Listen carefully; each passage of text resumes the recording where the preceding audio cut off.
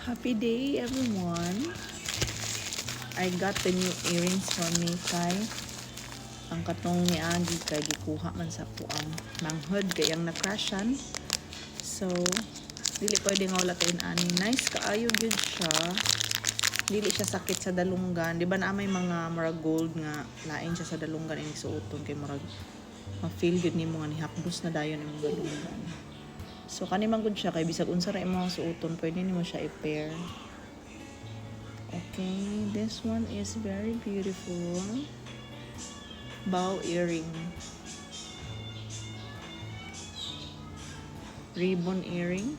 Yeah, pearl siya. So bagay kini siya ugma sa ato ang Filipiniana attire. Ano ba? Kung ganahan mo ani guys, naa sa link. Di ganahan ako manghod niya katong nag-search kay nakita man mi so iyang embargo. That's why nag-order ko ito. Nice no? Nahiwi lang siya. Okay guys. Check it on the Yellow Basket. Bye!